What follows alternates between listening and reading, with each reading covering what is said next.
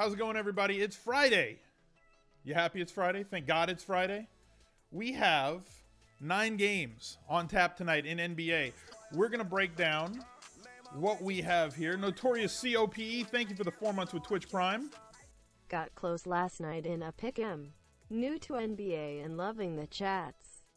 Hope to get one soon. Thanks for the great content. Not a problem, man. Thank you for being a part of it. Appreciate the continued support with Twitch Prime.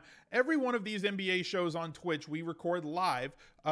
You can be a part of the chat. It's always locked to subs only. Click that subscribe button right above the screen, and you can be a part of the VIP, the 2 Comma Club. You also get subs only rooms in Discord. If you use Twitch Prime, you get ad-free viewing all over Twitch, as well as a free sub token, and I can't beat absolutely free. Speaking of free, if you're watching this on YouTube, it costs you absolutely nothing to click that like button and to click that subscribe button so that you know when more of these videos are posted. Let's see if we can get about 250 likes on this video before NBA locks tonight at 7 p.m. Eastern Time. So let's hit it. You can see right here, we've got James Harden. With CP3 out, James Harden usage goes through the roof. He is also somebody who shoots about 50% on the season. He averages 58 points per game, fantasy points per game on DraftKings for the season. You can also look and see that he had 60 last night, was our featured player of the day, the stud that we wanted to pay up for. And one thing that I like to look at when guys are paying off salary is, A, how did they shoot? Are they paying off their value because they're shooting at a ridiculous, unsustainable rate from the field, or are they doing it with something that's, normal? Well, 7 of 27 is certainly not normal for a guy who shoots 45% from the field on the season, shooting just about 26%, and still reached value, still had 24 points. The highest correlation between real life and fantasy scoring is actually putting the ball in the bucket. James Harden does it as well as anybody in the league. Still had 34 points, 25% shooting, got to line 15 times. Probably should have gotten there more as physically as they were playing him on his drives to the hoop. Only hit 33% of his 15 three-point attempts last night. His usage goes up when CP3 is out. CP3 is questionable for tonight, so we're going to keep an eye on him.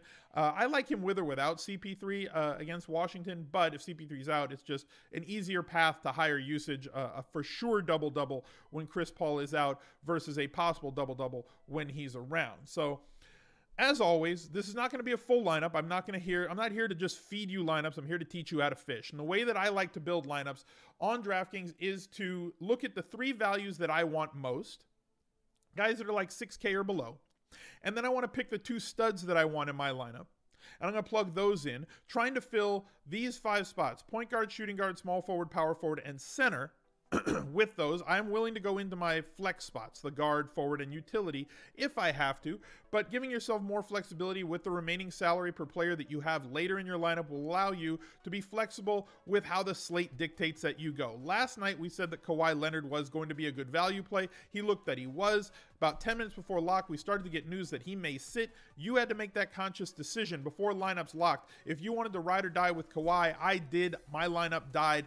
If you got off of him and went somewhere maybe a little bit cheaper, $5,800 for like Eric Gordon, he has 35 points. You probably had a very good night, as a lot of the value plays that we identified and Harden did very well.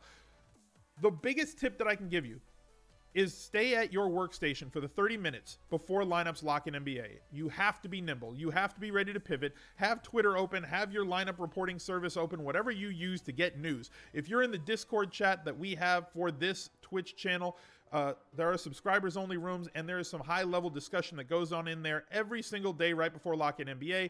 Everybody's passing along news. People are giving ideas, bouncing ideas off of another. And the best way to improve at daily fantasy, just like anything else, A, you got to put in your 10,000 hours, but B, you got to eat, sleep, drink, poop, everything this game. And the best way to do that is to surround yourself with like-minded people. And the best way to do that is in our Discord chat. So, going to the value plays that we like today, we have one big injury. Victor Oladipo, big high usage player, has been injured for a couple of games. That's going to open up some value for us in terms of Indy. So, got an extreme value in Corey Joseph, 3,800, plays point guard only, so we'll slide him in there against Chicago. You can see that his minutes have gone up 30 and 29 in the, in the past couple games. His usage has also gone up a little bit with OLADIPO out, allowing somebody else to handle the ball. I like him at 3,800. I don't think there's a massive profit potential here. We're looking for about 22 to 23 fantasy points. He got 21 last game. It's a good way to get yourself a little bit of extra salary on the slate. Sometimes an NBA value will open up later, and if some better value opens up at sub 4K, I'd be fine going somewhere else with it. But right now, in the morning, we're recording this. It's 9:15 Pacific time, 12:15 Eastern time, 6 hours, 45 minutes before lock when I'm recording this video. So for me, Cory Joseph is a fine play here. And it's small forward. Same team. We're looking to come down here just a little bit. Lance Stephenson.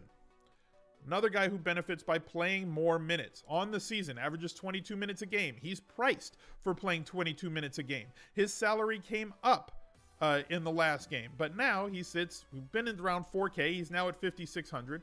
Last game, 46 fantasy points against Dallas, 15 rebounds, 16 points, played 36 minutes. If he's going to play over 30 minutes, and I do project that he is going to play over 30 minutes once again this evening, with OLADIPO still out, I've got him in the mid-30s once again. I'm not expecting 45 fantasy points, but getting himself over 30 seems like a pretty solid projection for him with the possibility of upside. A guy with the ball in his hands can do a lot of things. Looking at a shooting guard spot, one of my favorite names right here. Another one for MILOS. You got to give it in your lineups. TEODOSIC. The guy is a fun player to watch. He's going to play a lot of minutes. He did not play a lot of minutes this last game against Sacramento when he was a really good value play as well. 28.5 fantasy points. Paid off his salary that day. Could have gotten more, but he only played 21 minutes because this game got out of hand. They were up 30 points midway through the third quarter. They sat all their starters. His salary's only come up to 5K because he didn't smash, didn't have a 40-point day that day. On the season, averaging 23 minutes. As we said, he should get around 30 minutes tonight. Another player that I really like for value. As always, guys, you're going to hear this from me every day until you get sick of it, until you're saying it in your sleep. Minutes equals money. Play the players that are going to play more minutes. He slides in very nicely at small forward. That gives us our three value plays, giving us an average salary remaining of 7,100. If Chris Paul is out, I want the beard. If not, you can slide down to Westbrook. You can play Boogie Cousins. I'm fine with him. You can play Durant against Charlotte. I'm okay with any of those guys. Right now, he was my cover boy. I'm going to stick with him 2 days in a row. His shooting should bounce back. He's not going to shoot 25% from the field. He should get foul calls like he does all the time. Maybe the referees will rubber band a little bit and he'll shoot 20 free throws tonight because of last night against the Celtics when he didn't get to the line as much as he normally does, opening up Harden. Now, as far as our second value, or the second stud play that I want, there's a couple of guys that I think are very interesting. One of them, Bradley Beal, same game, right? You play against Houston, you're going to play up pace. You're going to have to score. They're going to need his additions to this game, him and Wall as well. I like Beal in this spot. I don't think that they have the horses to actually effectively defend him on the wing at 7,200. However, there is risk because, like I said, there's a high correlation between scoring and fantasy points. The highest correlation, number 2 being minutes played. But I like players that can fill up the stat sheet a little bit more. And while he did this last game against Atlanta, 3 steals, 2 blocks, 3 assists, 6 rebounds, that's not his typical numbers, as you can see, averaging 1 steal, 4 rebounds on the season. I want somebody that can get me the double-double bonus. And I think Dwight Howard might be the guy against Golden State. Again, playing massively up in pace. They're not as efficient defensively as they have been in the past, although Draymond Green's still a great defender. Kevin Durant might be the defensive player of the year this year, but Dwight Howard just doing as he does, averaging a double-double on the season, 15.5 points, 12.5 rebounds. Last couple of games has been completely on fire. Nobody's a lock for a double-double, and you can see that he has missed it a few times. 9 points here, 9 rebounds here. But really good chance at that double-double this evening at kind of not an exorbitant price. 7,400 fills our center spot. I'm okay with him. You still have enough money if you want to fit Beal in this lineup in your utility spot. You can do that. You have 5,500. We're going to need to find one more value play. I don't think it's going to be very hard to do on this slate. It's a way that we can go. I like the build so far with these 3 value plays, these 2 studs. It gives us a little bit of flexibility moving with our final 3 roster spots. We're going to need to find 2 forwards, one of them of the power forward variety, but this gives you a nice building block on how to start your lineups today on Friday. Best of luck to you guys tonight. Thank you for being here once again, and we'll catch you next time. Please click that like button and that subscribe button on YouTube before you leave. It costs you absolutely nothing.